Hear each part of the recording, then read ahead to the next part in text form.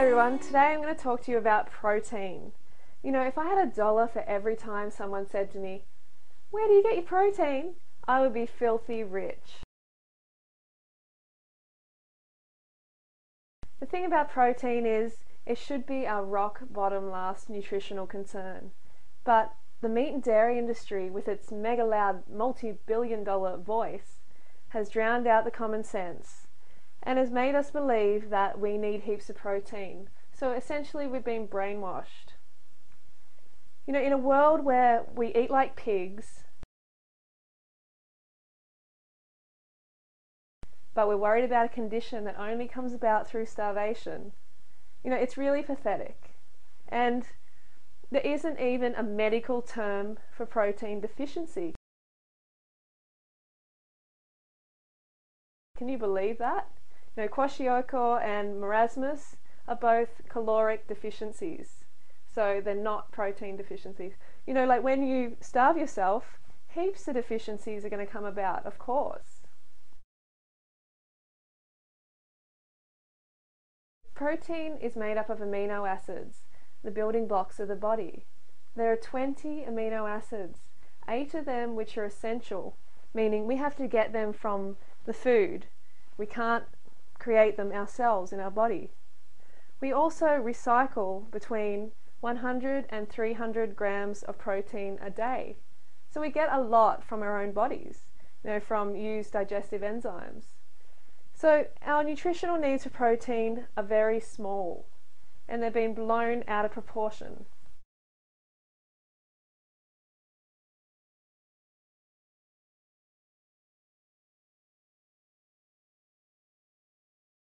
We need 5% of our calories from protein a day.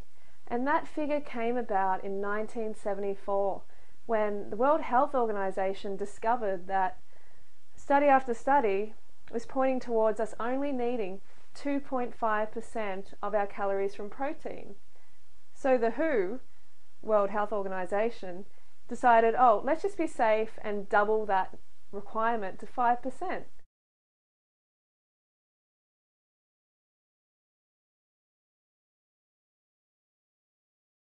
I recommend you get between 5 and 10% of your calories from protein.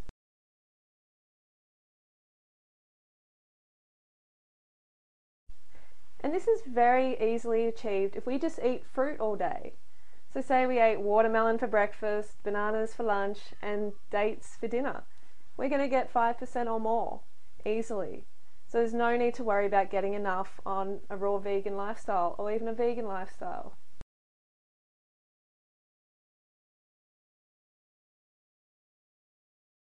Think about a time in your life when you needed a lot of protein. Try and think back. Well, you probably can't think back this far because it's when you were a baby. You know, when we're babies, we double in size, so we need protein to support that growth. And how much protein do we need? Well, from mother's milk, we get about 5 to 6%.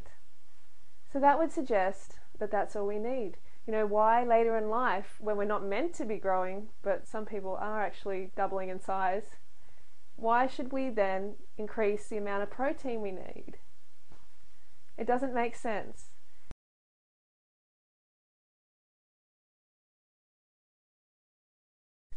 Say you're constructing a house, and at the start of the construction you need a lot of raw materials, you need a lot of bricks to build the house. But after that house is completed, if the bricks keep coming, then what are you going to do with them? They just start to become a problem around the house. And it's the same with protein. If we have too much protein in our blood, then it can lead to all sorts of problems.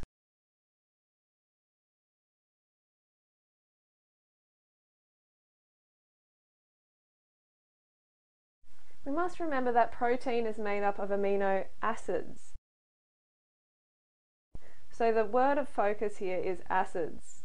One particular amino acid is methionine, which is a sulfur-containing amino acid, which does break down into sulfuric acid in the blood.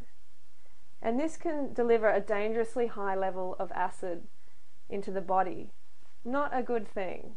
And this is one of the reasons I avoid animal products, because they are the highest in this amino acid, the sulfur containing amino acid. So next time you reach for the meat and dairy, please think about your bones, because what happens is your bones and your teeth are drawn on for their alkaline materials such as calcium. So your body draws from your bones and your teeth to neutralize that acid in your body.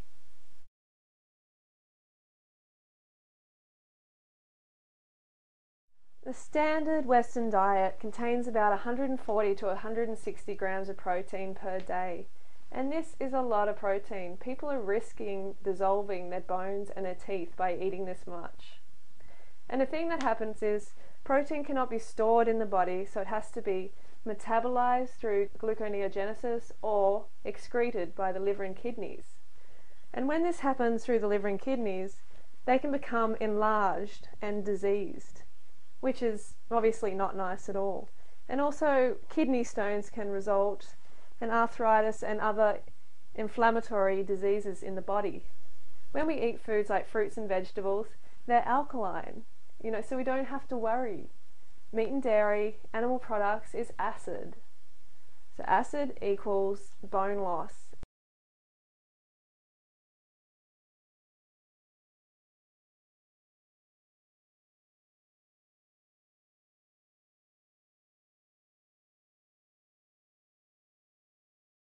There's enough protein in plants to build the largest animals on earth, like cows and hippopotamuses and horses, elephants, giraffes.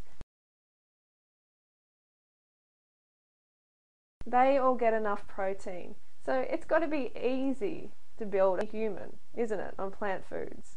Oh, but bodybuilders need more protein. They've got to have more protein.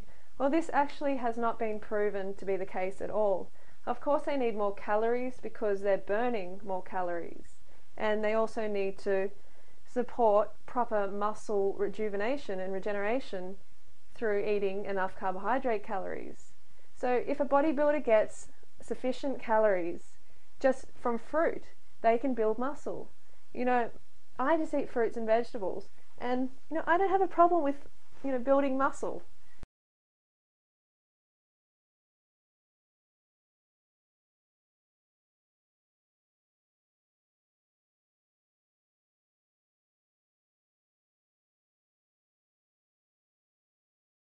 Meat does not build muscle, okay? Training builds muscle. When you go to the gym and you pump the iron, you pump those weights, that is when you're building the muscle.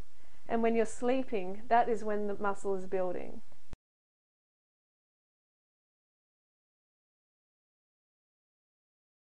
There is no data available to suggest that people need extra protein when they do extra activity like bodybuilding. Of course they need extra calories, but not extra protein.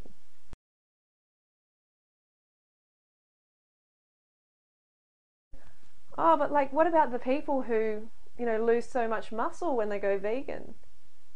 Are they really losing muscle? Can you prove they're losing muscle? I haven't had one person come to me, with a DEXA scan and say, look, Freely, here's results. Before vegan, I had this much muscle mass, and after vegan, I had this much muscle mass. Okay, it's possible if the person undereats on calories because they lose their motivation to exercise. They begin exercising less, and of course their muscles start to atrophy. It's just natural. You don't use your muscles, you're going to lose them. Everyone knows that. So you need to eat enough calories to support the motivation to exercise. So that's number one.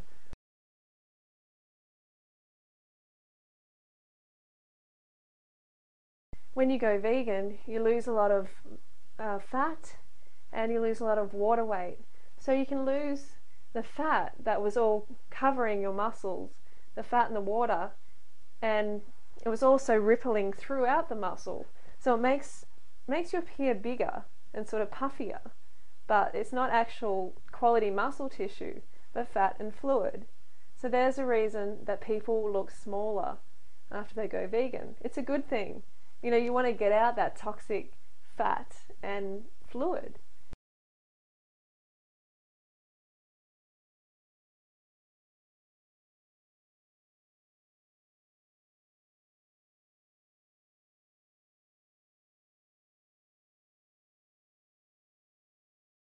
So basically the take home is ignore the meat and dairy industry recommendations.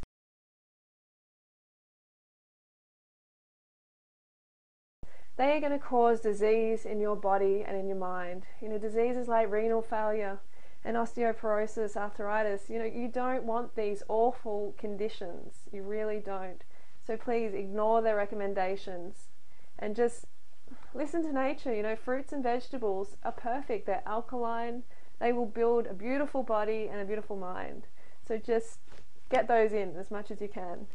Also, avoid animal products because they're high in methionine, that sulfur-containing amino acid.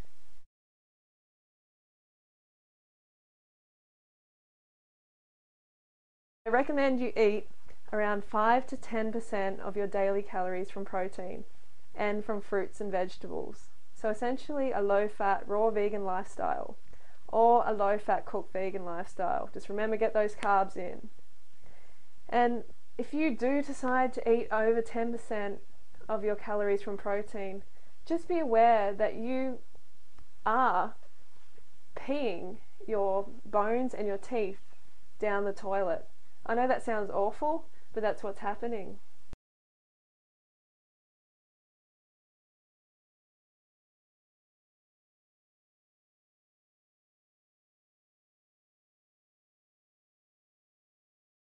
You may as well just say goodbye to your bones and your teeth.